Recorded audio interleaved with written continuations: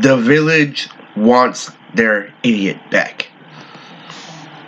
This is a story I've been saving up for a long time. I was supposed to structure it, but I decided to just let it all into the open because of the fact that if you read my Dark Game, if you listen to my Dark Game audiobook, it explains that I used to live in a group home, but then I started to live back with my mom. Now, when I say the village wants their idiot back, I am someone who's diagnosed with Asperger's. And if you don't know what Asperger's is a high functioning level of autism.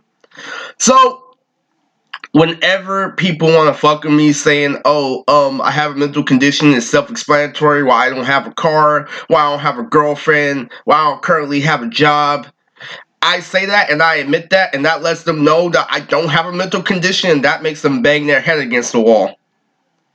And that is the premise of this video. This video is basically stating the fact that I broke out of my autism because everybody was lying to me about what being social was. And this ties into how I feel about life, just how I feel about the coronavirus. This is how I feel about everything. About people just need to grow the fuck up and realize that life goes on. Things do change. That retard may not stay a retard forever. That jock may not stay the jock forever. Yes, a retard, something that extreme, can bounce back. Trust. Very trust, because that's the definition of Asperger's. Because Asperger's, it literally states that you can function in a society, but the high-level autisms cannot. But why does this tie into this video? Because I was the most popular guy in my high school, and I had autism. A lot of people didn't think I had it until I told them because I was going through emotional distress. But why does this tie into the title of the video? The village wants their idiot back. Okay, so here's how it happened. Okay, so I come from a family that likes to laugh at their problems instead of actually handle their problems. And we live in a society that operates the same way. So I'm just gonna lay it all out and let you guys know that when I moved to a group home, I became an internet celebrity right then and there. You see, I'm also famous for being quite a character at conventions. But before I was famous for that, I was famous for doing anime music videos for people in my local area. Like, say if you had a friend who rapped and you just happen to make AMVs. Try tagging that friend on Instagram and he'll give you a shout out. And that's how I used to live my life. I used to be so professional, even though I'm living basically like a college student. If you watch the Dark Game episode, you would understand what I'm talking about. But this has nothing to do with that. This has something to do with what if I got back and I had all my connections, because there was a point in my life where I felt like I finally earned the respect of everyone in my community. Well, I can literally walk down the street of my mom's house and pull a bitch within an instant. And I was able to get social validation, and they weren't pulling that toxic masculinity shit that they are now. Back then, when I used to apply for jobs every single day for 4 months, people would commend me and be all like, yo, at least you're better than my son who just sits back all day and doesn't do anything about it. Even though you don't have it, at least you're trying. Back then, I didn't get no pat on the back for trying. They're like, oh, if you don't get it, it's over. If you don't get it, it's over. You're nothing if you don't get it. And that let me know, oh, at least you're fucking trying. I did that for 4 fucking months. But you know what? I realized that if you do something for that long and you don't get no results, that's a waste of your time. And that's just like a bitch who's wasting your time saying she's gonna give you something within that 4 months and you get nothing, but you get like a thumbs up, like a stamp. And that's how I learned how to break out of my autism, is people have to back up their actions, not just their words. But why is this tie in so badly? Okay, so let's finally get into the premise of this 4 minutes and 30 into video of how this all started. Okay, so basically like this. I got fired from one of my jobs based off the main fact that I was living in a group home, and that group home had bed bugs. That group home had a bunch of bed bugs, and I got fired from the easiest job in my fucking life because I was a victim of circumstances and because they couldn't allow me to work in the store.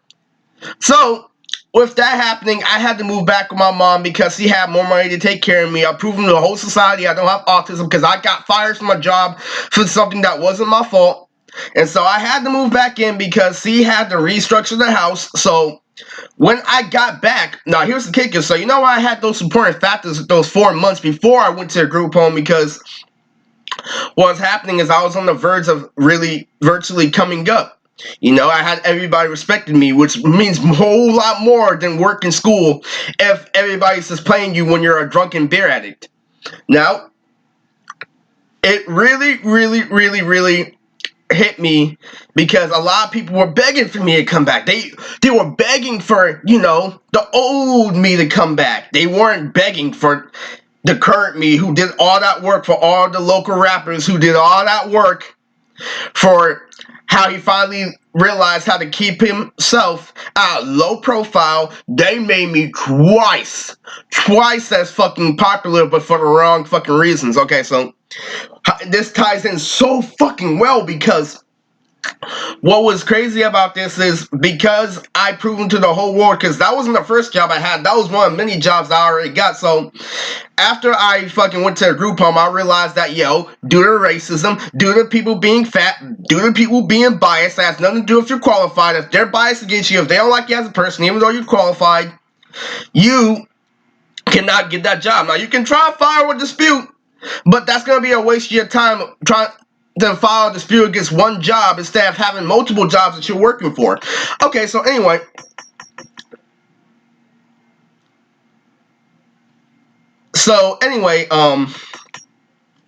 this really hit home because when I got back home is when I got famous off of doing the shit I was doing at cons, and I was twice as popular that I ever was. But when I started living with my mom, because I was struggling back in the group home, how can I feel better when I'm struggling more than when I'm spoiled by my mom's material things? And it hit me. What happened was I live in a family town when ain't shit going on, so cops like to fuck with people that really don't fit the description of what's going on. But at the same time, they do it because there's not a lot of crime rate that happens, so they pick on people. And that's how I used to be. I used to be pulled over even with my white friend if we were just on the street because I don't have a quote-unquote car. You know? There would be a robbery, but they would blame the first black people down the street. This is heavily on topic because I used to be a black guy that could not fit the stereotypical needs of a black man in society. I wasn't ignorant. I always admitted when I was wrong. I may have even cried when I was wrong, but I always fucking admitted it. But I'm like, okay, I admit I'm wrong. You've proven the point over and over again, shoving the point in my face, because they know why. They know it can't affect me because they know I'm willing to move on. That's why they try and make that point so fucking apparently clear. So here's what happened. These people know me so well that they offered me a job at another place that I couldn't focus versus a job where I was forced to focus because the work is faster paced. This job was slower paced, but it was so slow that I was distracting. I was a courtesy clerk, and they tried to pull this whole thing that I was a retard, but currently that was the opposite because I'd had several jobs that paid better and was more intense when it comes to work. Okay, so I've already proven that. But then they got to put that whole thing like, oh, it's past. You got to keep up. Oh, you're in the formal shell. Like, no, you set me up for a trap.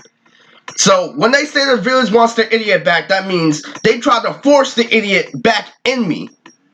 They didn't want the new me that was aware of the situation, that wasn't autistic. They wanted me that was easy to cap on. Now that I can cap back and I don't even see the point of capping is why nobody wants to hang out. When I was the most insecure is when I had the most friends.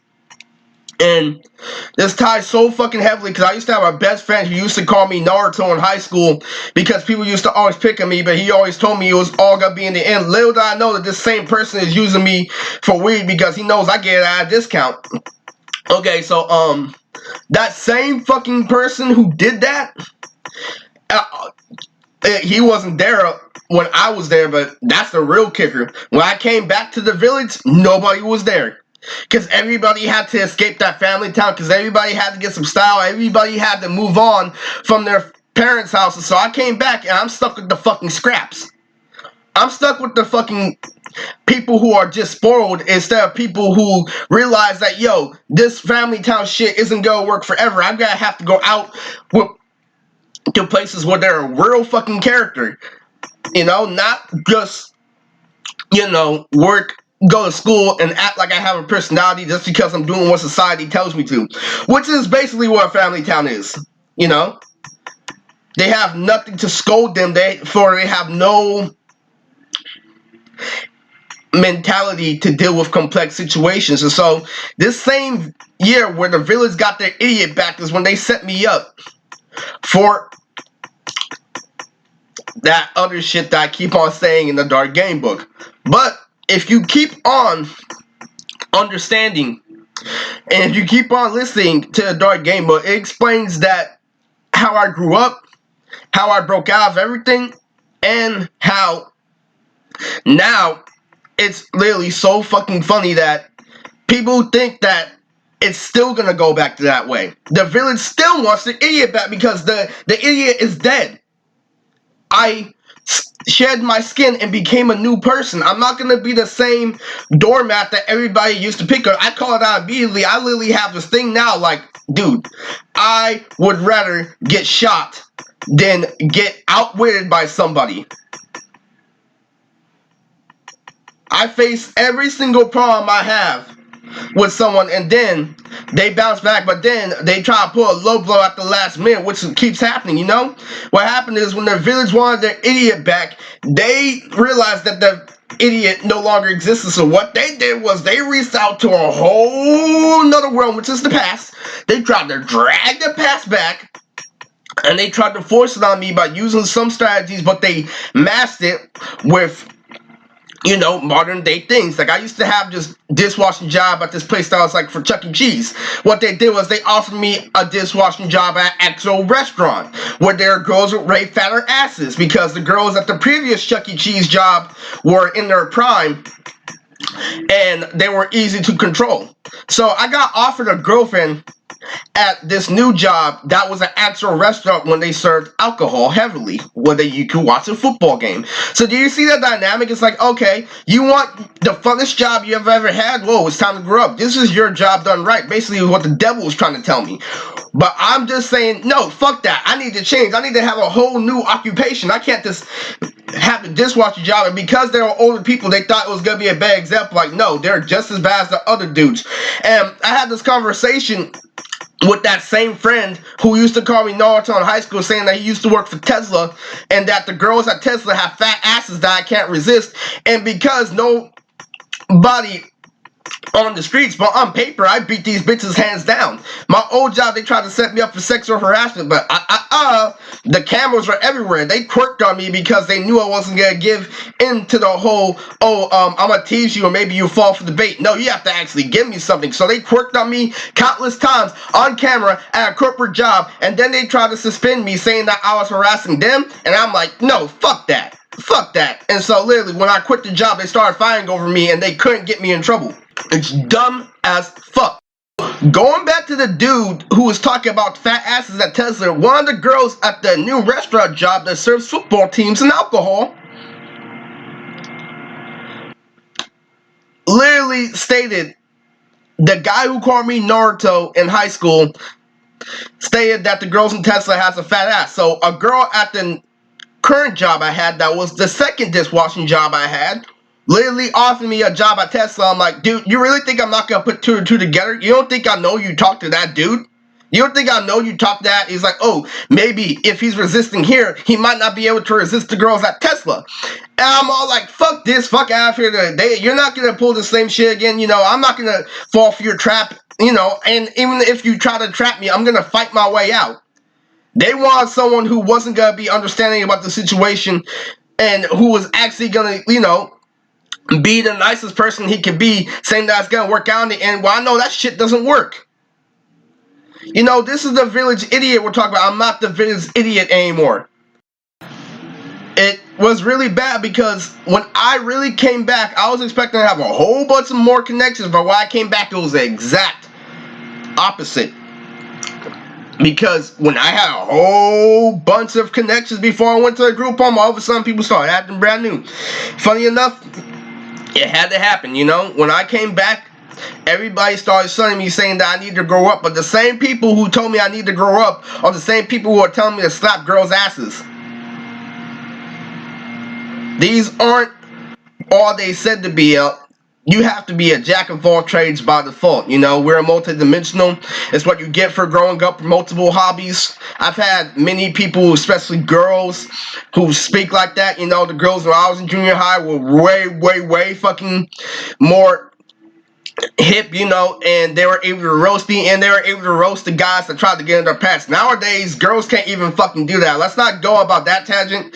That's a story for another video, but when I'm like, we're living in a whole new village right now, man. Whole new colony, whole new set of people, whole new everything. It does not flow, it does not mix, and everybody can't even survive at the village I was at, which is the easiest village to survive in because they're too busy being spoiled and worry about other things. Unless we're literally having gun wars, they're gonna treat every day like it's a fucking playground and play with something they shouldn't, like people's emotions, which is way more dangerous than playing with a gun. They try playing my emotions. You're trying to say that I don't work hard enough and I try 4 fucking months every day to get a job and I got my props for someone who actually has a family with kids? Get the fuck out of here. I have receipts on top of receipts that you guys are bullshitting. And you cannot pull that shit over my head. You cannot do anything. You cannot do anything to convince me that you're in the right, that you're in the justice. Because every time I face them, they always back out. But they always like to have a trap. But I step over that trap because I don't feel like a mouse anymore. And they become a mouse every time I come into the picture. So, this is Mood Tricks and this is the Village Monster Idiot back.